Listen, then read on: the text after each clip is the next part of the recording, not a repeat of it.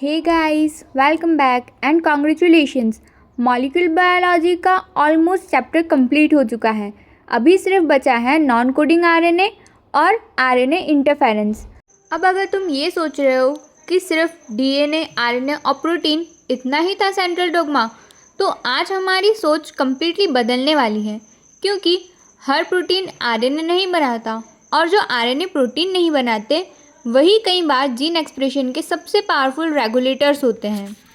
सोचो, human genome में लगभग 20,000 प्रोटीन कोडिंग जीन्स हैं, लेकिन ह्यूमन जीनोम का सिर्फ 1 से 2% डीएनए ही प्रोटीन के लिए कोड करता है।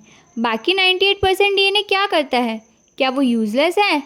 पहले साइंटिस्ट इसे जंक डीएनए बोलते थे, लेकिन आज हम जानते हैं इसी डीएनए से बहुत सारे नॉन कोडिंग आरएनए बनते हैं और ये जीन रेगुलेशन में भी मेजर रोल प्ले करते हैं।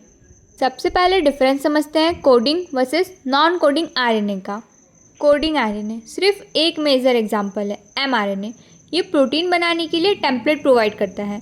और नॉन कोडिंग आरएनए ये प्रोटीन्स नहीं बनाते, लेकिन gene expression, RNA processing, translation, chromatin organisation और जीनोम स्टेबिलिटी सब कंट्रोल करके रखते हैं। मतलब सेल में आरएनए की दो कैटेगरीज है, कोडिंग जिसमें एमआरएनए है और नॉन कोडिंग जिसमें आरआरएनए, टीआरएनए और बाकी सारे आरएनए इंक्लूडेड हैं। अब सवाल आता है, इनमें से सेल में सबसे ज़्यादा कौन सा आरएनए है? तो इसका आंसर है आरआरएनए। ये राइबोसोम का स्ट्रक्चर और कैटालिटिक कंपोनेंट है। याद रखना, ट्रांसलेशन में 23S rRNA peptidyl transferase activity दिखाता है, यानी राइबोसोम एक राइबो एंजाइम है। टीआरएनए जो है वो एक एडाप्टर मॉलिक्यूल है, कोडोन को अमीनो एसिड से कनेक्ट करता है। इसका रोल ट्रांसलेशन में था, जो कि हम डिटेल में पढ़ चुके हैं। फिर आता है एसएनआरएनए, स्मॉल न्यूक्लियर आरएनए। ये किस प्रोसेस में काम करता है? ये आता है आरएनए स्प्लाइसिंग में। ये स्प्लाइसोसोम का इम्पॉर्टेंट कंपोनेंट है। For example U1, U2, U4, U5 and U6, ये सब एसएनआरएनए हैं। नेक्स्ट है एसएनओआरएनए, मतलब स्मॉल न्यूक्लियोलर आरएनए। इसका फंक्शन है आरआरएनए की प्रोसेसिंग और केमिकल मॉडिफिकेशन। ये न्यूक्लियोलस में काम करता है। उसके बाद रेगुलेटरी आरएनए आते हैं, जो कि डायरेक्टली जीन रेगुलेशन में काम करते हैं, जिसमें एमआईआरएनए आता है जो जीन एक्सप्रेशन को सप्रेस करता है। एसआईआरएनए स्पेसिफिक एमआरएनए को डिग्रेड करता है। पीआईआरएनए ट्रांसपोसोन्स को कंट्रोल करता है, स्पेशली जर्म सेल में। और एलएनसीआरएनए लॉन्ग नॉन कोडिंग आरएनए, ये क्रोमेटिन से लेकर ट्रांसक्रिप्शन तक कई लेवल्स पर रेगुलेशन को कंट्रोल करता है। अब समझते हैं नॉन कोडिंग आरएनए इतने इम्पॉर्टेंट क्यों है। प्रोटीन बनाए बिना भी आरएनए यूज़फुल हो कैसे सकता है? क्योंकि आरएनए प्रोटीन से बाइंड कर सकता है, डीएनए से बाइंड कर सकता है और दूसरे आरएनए से भी बाइंड कर सकता है, और पूरी जीन एक्सप्रेशन की मशीनरी को रेगुलेट कर सकता है। पहले हम पढ़ते थे डीएनए से प्रोटीन डायरेक्टली नहीं बन सकता, डीएनए से आरएनए, देन आरएनए से प्रोटीन। लेकिन अब एक्चुअल पिक्चर, डीएनए से आरएनए, आरएनए से प्रोटीन, प्रोटीन से नॉन कोडिंग आरएनए कंट्रोल करता है एवरी स्टेप को। और यही है मॉलिक्यूलर मॉडर्न बायोलॉजी का कॉन्सेप्ट। थोड़ा हिस्ट्री में पीछे चलते हैं। 1990s में साइंटिस्ट ने ऑब्जर्व करा कुछ छोटे आरएनएस जीन को ऑफ कर सकते हैं। इस डिस्कवरी ने पूरी बायोलॉजी को बदल दिया। इसी से आरएनए इंटरफेरेंस फील्ड डेवलप हुई। अभी हमने नॉन कोडिंग आरएनए के बारे में समझा, अब इसका रोल समझते हैं। इसका role development, cell differentiation, immune response, stress response, cancer, neurological disorder. इसलिए ये सिर्फ थ्योरी नहीं, क्लिनिकल बायोलॉजी का भी बहुत इंपॉर्टेंट पार्ट है। अब एक सवाल है, अगर सेल ने गलती से कोई अनवांटेड एमआरएनए बना दिया या वायरस अपनी आरएनए सेल के अंदर ले आया, तो सेल उस आरएनए से कैसे बचेगा? नेचर ने इसका एक डिफेंस सिस्टम बनाया है और उसी का नाम था आरएनए इंटरफेरेंस, जिसे हम शॉर्ट में आरएनआई बोलेंगे, यानी आरएनए के थ्रू आरएनए को साइलेंस करना। आरएनएआई एक सीक्वेंस स्पेसिफिक जीन साइलेंसिंग का मैकेनिज्म है, जिसमें स्मॉल आरएनए टारगेट करते हैं एमआरएनए की एक्सप्रेशन को और उसे सप्रेस करते हैं।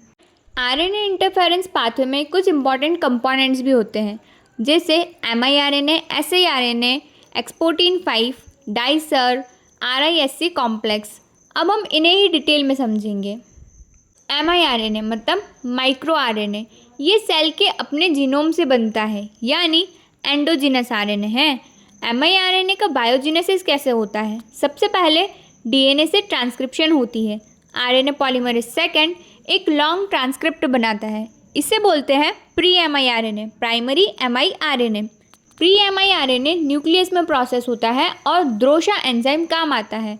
प्री mRNA को कट करके बनता है प्री mRNA। कंफ्यूज मत होना, स्टार्टिंग में प्राइमरी था और बाद में प्री, ये एक हेयरपिन स्ट्रक्चर होता है। उसके बाद प्री mRNA न्यूक्लियस से बाहर कैसे आता है? ये आता है एक्सपोर्टिन 5 की हेल्प से। ये प्री mRNA को न्यूक्लियस से साइटोप्लाज्म में लेकर आता है। साइटोप्लाज्म में एंट्री होती है डाइसर की। ये RNase 3 एंजाइम है। ये प्री mRNA को कट करके 22 न्यूक्लियोटाइड का डबल स्ट्रैंडेड mRNA बना देता है। अब ये स्मॉल RNA RISC कॉम्प्लेक्स में लोड होता है। RISC कॉम्प्लेक्स का प्रोटीन है AGO, आर्गोनॉटे। ये टारगेट mRNA को आइडेंटिफाई करता है। And finally mRNA target mRNA के साथ इम्परफेक्ट कॉम्प्लीमेंट्री पेयरिंग करता है, जिसके रिजल्ट से ट्रांसलेशन इनहिबिट हो जाता है और कभी कभी mRNA अनस्टेबल भी हो जाता है, यानी प्रोटीन सिंथेसिस भी कम हो जाती है। अब आता है siRNA, स्मॉल इंटरफेरिंग RNA। ये miRNA से कैसे अलग है? सबसे पहले siRNA generally double stranded RNA से बनता है। ये वायरल RNA भी हो सकता है। ये एक्सपेरिमेंटली इंट्रोड्यूस किया हुआ RNA है। siRNA का पाथवे समझते हैं। Double stranded RNA, then dicer आया तो 20-22 न्यूक्लियोटाइड का हमारे पास में siRNA बना।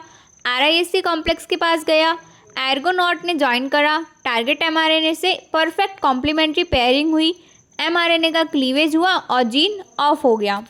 अब सबसे important comparison, miRNA source endogenous, pairing imperfect, action translation का रिप्रेशन। siRNA सोर्स एक्सोजिनस या फिर double stranded RNA, pairing perfect, action direct mRNA का क्लीवेज। अब आते हैं RISC कॉम्प्लेक्स पर, जो कि RNAi का एग्जीक्यूशन करता है। RNA इंड्यूस साइलेंसिंग कॉम्प्लेक्स, ये टारगेट mRNA को रिकॉग्नाइज करता है और जीन साइलेंसिंग कंप्लीट करता है। RISC का कैटालिटिक कंपोनेंट है एर्गोनॉट प्रोटीन। अगर परफेक्ट पेयरिंग हो तो AGO mRNA को कट कर देता है। इसी एक्टिविटी को कभी कभी स्लाइसर एक्टिविटी भी बोलते हैं। साइंटिस्ट RNAi का यूज़ करते हैं स्पेसिफिक जीन को टेम्पररी ऑफ करने के लिए। इसी प्रोसेस को बोलते हैं जीन नॉकआउट और ये बायोटेक्नोलॉजी और रिसर्च में बहुत इंपॉर्टेंट एप्लीकेशन है। अब एक और क्वेश्चन, अगर जीनोम के अंदर ही कुछ DNA सीक्वेंस इधर उधर जंप करने लगेंगे तो क्या होगा? जीनोम अनस्टेबल हो जाएगा, म्यूटेशंस बढ़ जाएगी और कैंसर का रिस्क भी बढ़ सकता है। नेचर ने इसी प्रॉब्लम के लिए एक डिफेंस सिस्टम बनाया है और उसका नाम है PIRNA पाथवे। सबसे पहले समझते हैं ट्रांसपोजोन्स क्या होते हैं। इन्हें बोलते हैं जंपिंग जीन्स। ये DNA के ऐसे सीक्वेंस होते हैं जो जीनोम में अपनी पोजीशन चेंज कर सकते हैं। इस टर्म को फेमस करा था बारबरा मैक्लिंटॉक ने। ये नोबेल प्राइज़ विनिंग डिस्कवरी थी। अब इसमें प्रॉब्लम क्या थी? अगर ट्रांसपोजोन किसी इम्पॉर्टेंट जीन के बीच इंसर्ट हो जाए तो म्यूटेशन हो सकता है, जीन एक्सप्रेशन डिस्टर्ब हो सकता है। इसलिए स्पेशली जर्म सेल्स में इन्हें कंट्रोल करना बहुत इम्पॉर्टेंट था। और उसके बाद आया PIRNA, PV इंटरेक्टिंग RNA। ये नाम ही बताता है, ये किसी प्रोटीन के साथ काम करता है, PV प्रोटीन। miRNA और siRNA 21 से 23 न्यूक्लियोटाइड के होते थे, लेकिन PIRNA थोड़ा बड़ा होता है। ये जनरली 24 से 31 न्यूक्लियोटाइड्स का होता है। और ये याद रखना इसका साइज़ का कंपैरिजन। अब PIRNA मिलता कहाँ है? तो PIRNA सबसे ज़्यादा जर्म सेल्स में होता है, यानी टेस्टिस और ओवरीज में, क्योंकि यहाँ जीनोम को फ्यूचर जनरेशन के लिए प्रोटेक्ट करना सबसे ज़रूरी होता है। PIRNA बनाने के लिए डाइसर नहीं चाहिए होता है। miRNA और siRNA डाइसर डिपेंडेंट होते हैं, लेकिन PIRNA डाइसर इंडिपेंडेंट होता है। PIRNA का फंक्शन क्या है? तो PIRNA PV प्रोटीन से बाइंड करता है और ट्रांसपोजोन का RNA रेगुलेशन करता है, ट्रांसपोजोन की साइलेंसिंग करवाता है, जिससे जीनोम में स्टेबिलिटी आती है और यही है इसका मेन फंक्शन। pIRNA पाथवे में एक स्पेशल मैकेनिज्म होता है, पिंग पोंग साइकिल।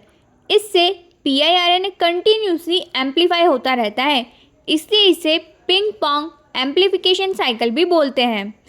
अब बात करते हैं लॉन्ग नॉन कोडिंग आरएनए की, LNC RNA। इसकी लेंथ अराउंड 200 न्यूक्लियोटाइड से भी ज़्यादा होती है और प्रोटीन कोड बिल्कुल भी नहीं करता है। LNC RNA का फंक्शन क्या है? ऑलमोस्ट हर लेवल पर जीन रेगुलेशन। ये DNA के साथ इंटरेक्ट कर सकता है, RNA के साथ और प्रोटीन के साथ भी, क्रोमेटिन के साथ भी, यानी मल्टी फंक्शनल रेगुलेटर। सबसे फेमस LNC RNA है XIST, जिसे हम पहले समझ चुके हैं। याद है, फीमेल सेल में एक X क्रोमोसोम इनएक्टिव होता है। ये कौन करता है? XIST। ये इनएक्टिव X क्रोमोसोम को कोड करता है, उससे हेट्रोक्रोमेटिन बना देता है, जिससे बार बॉडी का फॉर्मेशन होता है। एक और फेमस LNC RNA है हॉटियर।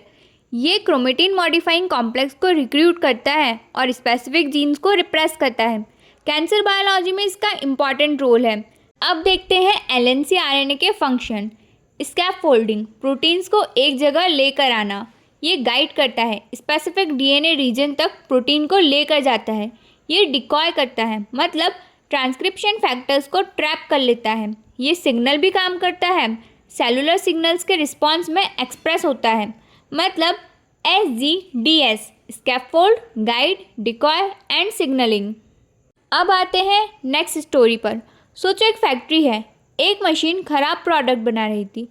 उस मशीन को परमानेंटली हटाओगे या टेम्पररी बंद करोगे? दोनों पॉसिबल है। बायोलॉजी में भी एग्जैक्ट यही होता है। जीन DNA में प्रेजेंट रहता है, लेकिन उसका एक्सप्रेशन टेम्पररी या पार्शियली रिड्यूस कर दिया जाता है। ये काम जनरली RNAi करता है, मतलब जीन तो प्रेजेंट है लेकिन उसका एक्सप्रेशन कम हो गया। इसे ही कहते हैं जीन नॉकडाउन। यहाँ जीन को DNA लेवल पर ही रिमूव या परमानेंटली इनएक्टिव कर दिया जाता है। जीन ही नहीं तो प्रोटीन भी नहीं। आजकल ये काम कॉमनली CRISPR-Cas9 से किया जाता है। नॉकडाउन में DNA प्रेजेंट है, mRNA कम हुआ, प्रोटीन कम हुआ, टेम्पररी या पार्शियली। नॉकआउट में DNA डिसरप्टेड है, कोई mRNA नहीं, कोई प्रोटीन नहीं, परमानेंटली इनएक्टिव। ये कंपैरिजन बहुत इंपॉर्टेंट है। अब सवाल आता है, साइंटिस्ट किसी अननोन जीन का फंक्शन कैसे पता लगाते हैं? वो उस जीन को siRNA से नॉकडाउन तक लेकर जाते हैं। अगर फिनोटाइप चेंज हो गया तो समझ आता है कि उस जीन का क्या रोल है। ये फंक्शनल जीनोमिक्स का बेसिक अप्रोच है। RNAi सिर्फ लेबोरेटरी टेक्निक नहीं है, आज RNAi बेस्ड थेरेपीज़ भी डेवलप हो चुकी हैं। इनका यूज़ किया जा रहा है जेनेटिक डिसऑर्डर में, वायरल इन्फेक्शन, कैंसर में और रेयर मेटाबॉलिक डिजीज़ के ट्रीटमेंट में। RNAi और एंटीसेंस ऑलिगोन्यूक्लियोटाइड सेम नहीं होते। RNAi में डाइसर, एर्गोनॉट और RISC कॉम्प्लेक्स पार्टिसिपेट करते हैं। एंटीसेंस टेक्नोलॉजी में single stranded oligonucleotide directly target RNA से बाइंड करता है और यही कंपैरिजन बहुत इंपॉर्टेंट है। अब एक बार सारे नॉन कोडिंग RNA का रोल देख लेते हैं। mRNA प्रोटीन बनाता है, rRNA राइबोसोम का स्ट्रक्चर और catalytic RNA, tRNA adaptor molecule है, snRNA RNA की स्प्लाइसिंग करता है, snORNA rRNA की प्रोसेसिंग में रोल प्ले करता है, miRNA एंडोजिनस से इम्परफेक्ट पेयरिंग करता है और ट्रांसलेशन को रिप्रेस करता है, siRNA डबल स्टैंडर्ड RNA से ओरिजिनेट होता है, परफेक्ट पेयरिंग करता है और mRNA का क्लीवेज करता है। pIRNA ट्रांसपोजोन की साइलेंसिंग करता है और डाइसर इंडिपेंडेंट होता है। LNC RNA 200 न्यूक्लियोटाइड का होता है, क्रोमेटिन और ट्रांसक्रिप्शन का रेगुलेशन करता है। फॉर एग्जांपल XIST फीमेल्स में बार बॉडी का फॉर्मेशन करता है। अगर गलत नॉन कोडिंग RNA का एक्सप्रेशन हुआ तो बहुत सारी डिसीज़ हो सकती है, cancer, Alzheimer disease, Parkinson disease, autoimmune disorder या फिर वायरल इन्फेक्शन। इसलिए non coding RNA future biomarker और थेरेप्यूटिक टारगेट्स माने जाते हैं। इसी के साथ हमारी मॉलिक्यूलर बायोलॉजी की सीरीज़ यहीं कंप्लीट होती है। सारे मॉलिक्यूलर बायोलॉजी के चैप्टर के रिलेटेड सारे क्वेश्चंस, PYQ क्वेश्चंस आप लगा के रखना, ताकि आपका मॉलिक्यूलर बायोलॉजी और बायोकेमिस्ट्री दोनों बहुत स्ट्रांग हो CSI नेट में। मिलते हैं अगली यूनिट के साथ में नेक्स्ट वीडियो में। तब तक के लिए पढ़ते रहिए। Thank you so much for watching.